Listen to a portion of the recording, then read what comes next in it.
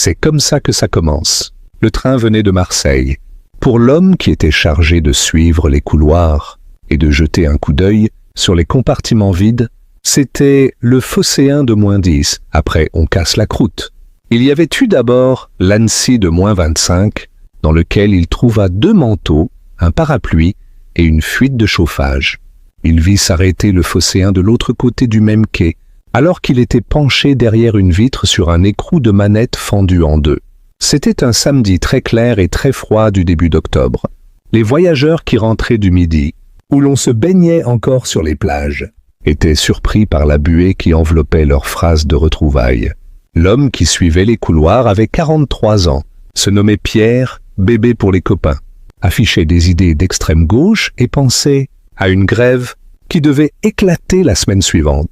Les choses étant ce qu'elles sont à 7h53, en gare de Lyon, un samedi matin un peu froid, il avait faim et envie d'un bon café.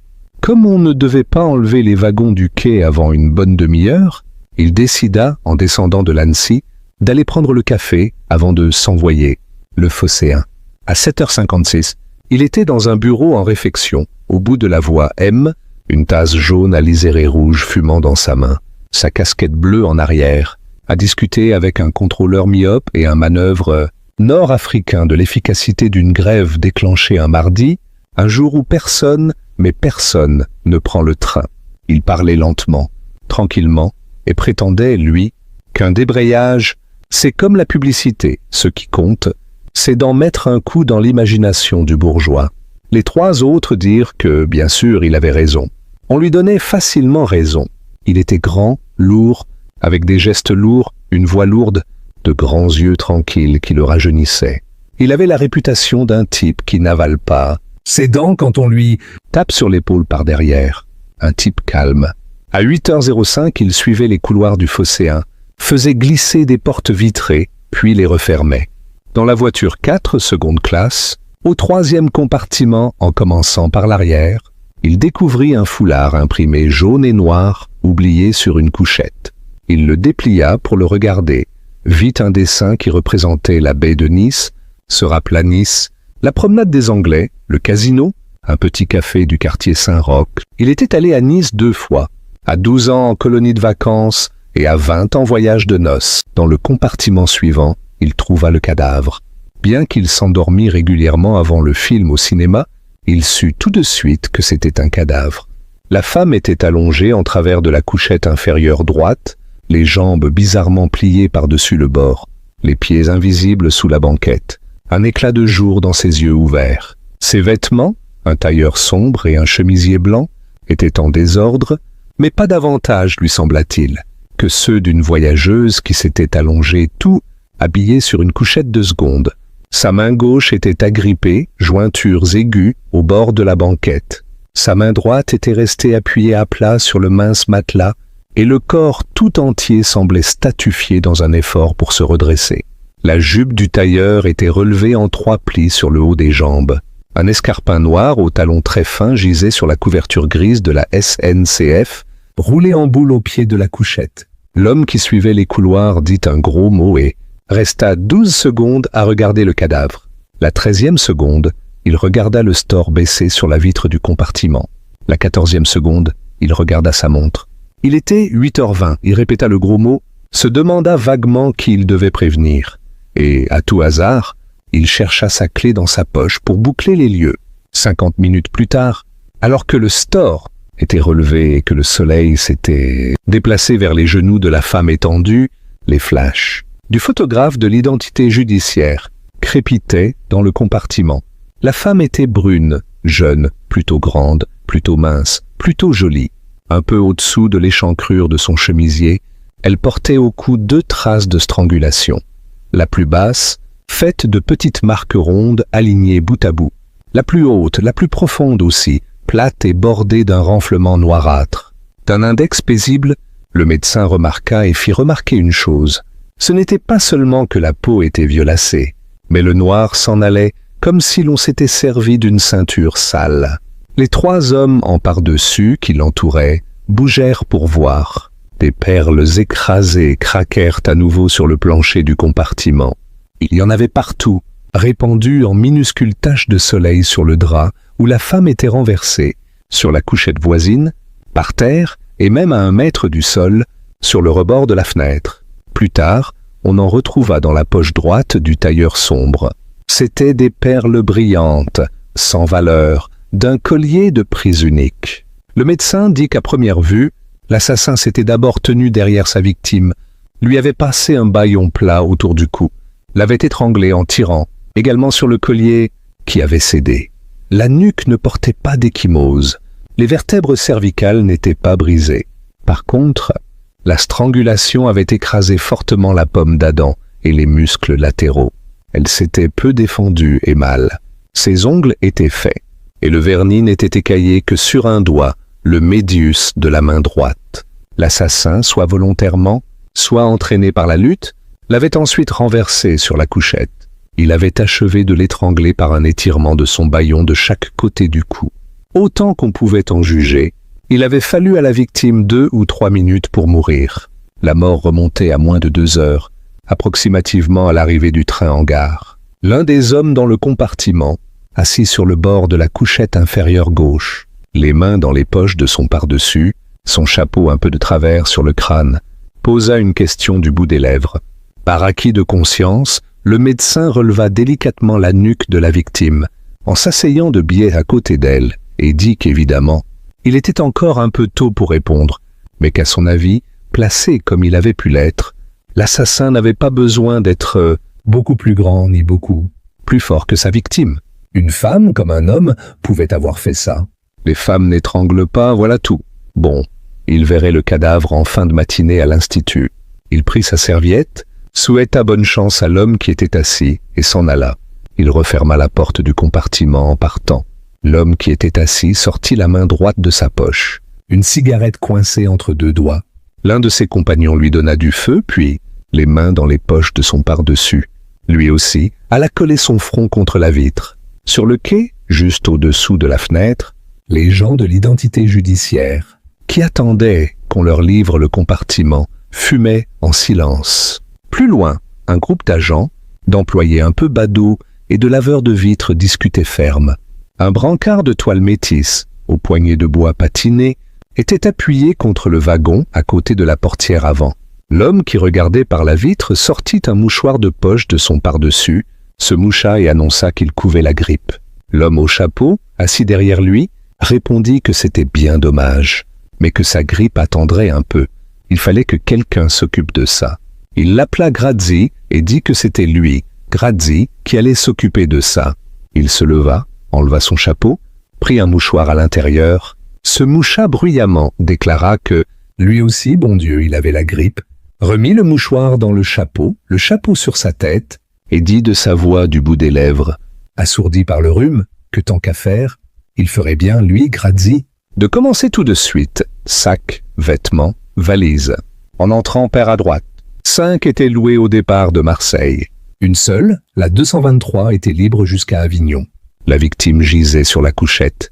222, le billet de location retrouvé dans son sac, à main, indiquait qu'elle était montée dans le train à Marseille et que, sauf échange de place avec un autre voyageur, elle avait occupé durant la nuit la couchette 224. Un seul contrôle des voitures de seconde classe avait eu lieu durant le voyage. Après l'arrêt d'Avignon, entre 11h30 et minuit 30, les 2 employés qui avaient effectué ce contrôle ne purent être joints par téléphone qu'en début d'après-midi. Ils avaient noté qu'aucun voyageur n'avait manqué son train, mais ils ne gardaient, à leur grand regret, aucun souvenir des occupants du compartiment. Quai des Orfèvres, 11h35. Les vêtements, les sous-vêtements, le sac à main, la valise, les chaussures, l'alliance de la victime, attendaient sur la table d'un inspecteur qui n'était d'ailleurs pas le bon. Un double dactylographié de l'inventaire de Bézard, stagiaire à l'identité, les accompagnait. Un clochard qu'on interrogeait à une table voisine fit une plaisanterie sordide sur le sac en papier, déchiré au cours du transport dans les étages, d'où émergeait un flot de nylon blanc. Celui qu'on nommait Grazzi lui dit de la boucler, sur quoi le clochard répondit qu'il fallait s'entendre. Quitte à la boucler, il préférait partir. Alors, l'inspecteur assis en face de lui se crut obligé de lever la main. sur quoi une dame qui avait assisté du début à la fin à un accident de la circulation prit le parti des opprimés. Le tout était ponctué par la chute des objets que Grazzi laissait tomber en voulant transporter tout à la fois, de la table qu'on avait cru être la bonne à sa propre table, avant que l'incident fût clos. Le même Grazzi connaissait déjà la moitié de ce que pouvait lui apprendre son fardeau, cavaleur qui, au fur et à mesure qu'il en faisait l'inventaire, débordait de sa table, glissait de sa chaise, se répandait sur le parquet, gagnait les tables voisines où les collègues pestaient contre cet abruti, qui ne pouvait pas faire ses affaires là où c'était conçu pour. L'inventaire dactylographié de l'identité judiciaire était accompagné de quelques précisions. Une perle retrouvée dans la poche droite du tailleur, sombre, avait rejoint celle qu'on avait recueillie dans le train et qui serait examinée. Les empreintes relevées sur le sac à main, la valise, les chaussures et les affaires à l'intérieur du sac ou de la valise étaient, pour la plupart, celles de la victime, et les autres, pour être comparées à celles recueillies dans le train, nécessiteraient un examen difficile, car elles n'étaient ni récentes ni de bonne qualité. Un bouton manquant au corsage avait été retrouvé dans le compartiment et serait examiné avec les perles. Une feuille 21-27 retrouvée à l'intérieur. La victime se nommait Georgette Thomas, 30 ans, née à Fleurac, Dordogne, mariée à 20 ans à Jacques Lange, divorcée 4 ans plus tard. Taille 1,63 m, cheveux bruns, yeux bleus, teint clair, signe particulier, néant. Représentante, point démonstratrice des produits, de beauté Barlin. Habite 14 rue du Perret. Tournée de démonstratrice à Marseille, du mardi 1er octobre au vendredi 4 octobre au soir. Descendue à l'hôtel des Messageries, rue Félix Piat. Prend ses repas dans divers établissements de la rue Félix Piat et du centre. Gagne 922,58 F par mois, charges sociales déduites. Compte en banque à ce jour, 764,50 F. Argent liquide dans son sac, 342,93 F. Plus $1 canadien. Le vol ne paraît pas être le mobile du meurtre. Un carnet d'adresses à vérifier. Rien de particulièrement bizarre dans ses affaires. Un tube d'aspirine vide qu'elle aurait pu jeter, plusieurs photos du même enfant, une lettre vaguement tendre au sujet d'un rendez-vous à remettre, commençant par Macaille. Sans date et non signé, c'est tout. Le patron dit que c'était simple comme bonjour, qu'il fallait commencer à faire baver les gens. Il sortit une cigarette tordue de la poche de son veston, la redressa entre ses doigts. Il chercha du feu.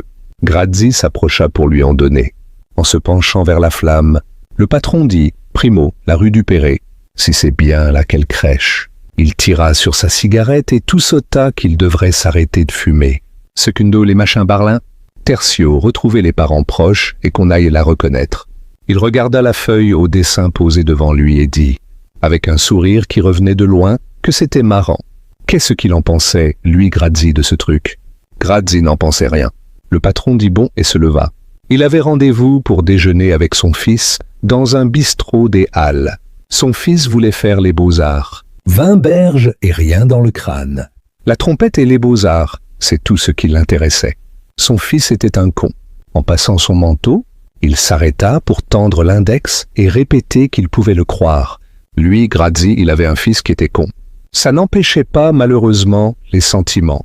Il pouvait le croire, lui, Grazzi. Son fils lui déchirait le cœur. Il dit bon qu'il se reverrait dans l'après-midi. Et cette liste de réservations, les chemins de fer, ils ne sont jamais pressés. En tout cas, pas la peine de bourrer le labo avec une tapée d'examen. Couper le sifflet à une nana, ce n'était pas le travail d'un pro. Avant qu'il ait dit ouf, lui, Grazzi, un pauvre tocard allait lui tomber tout cuit dans les bras. Le l'aimait et tout le toutime, plus qu'à envelopper pour cette peau de vache de Frégard. Il fermait son par-dessus sur une écharpe de laine à carreaux rouges, sur un gros ventre qu'il portait en avant comme une femme enceinte. Il regardait fixement Grazzi à hauteur de la cravate. Il ne regardait jamais personne en face. On disait qu'il avait un défaut dans les yeux, quelque chose quand il était gosse. Mais comment croire qu'il avait été gosse? Dans le couloir, il se retourna vers Grazzi qui entrait dans la salle des inspecteurs et lui dit qu'il oubliait quelque chose. Cette histoire de machine à sous, on ne pouvait pas y mettre les doigts, elle recoupait trop de monde. Alors, avant qu'on passe les billes à la DST, inutile d'essuyer les plâtres. Si un canard traînait dans la maison, autant lui refiler la nana qui avait l'air pépère et la boucler sur le reste. À bon entendeur, salut. Le premier canard qui traînait attrapa Grazzi par la manche à 16 heures, alors qu'il revenait de la rue Dupéré en compagnie du blond ramasseur de perles. Il avait le sourire sérieux et la mine prospère des appointés de François.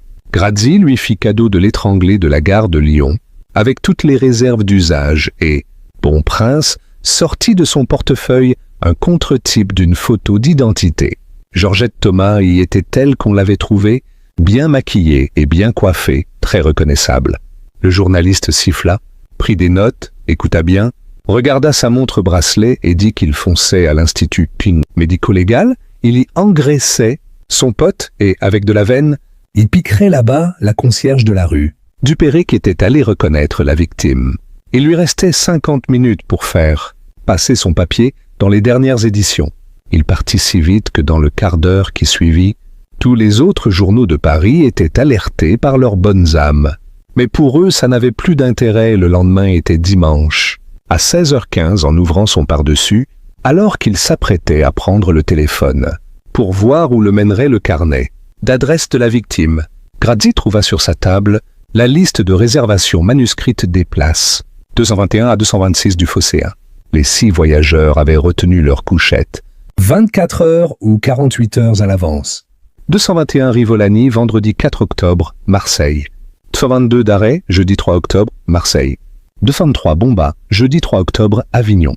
224 Thomas, vendredi 4 octobre, Marseille. 225 Garaudy, jeudi 3 octobre, Marseille. 226 Cabourg, mercredi 2 octobre, Marseille. Service pour service, celui qu'on nommait Grazzi appela l'Institut médico-légal pour demander aux journalistes d'insérer la liste dans son papier. À l'autre bout du fil, quelqu'un dit un instant, et Grazzi répondit qu'il ne coupait pas.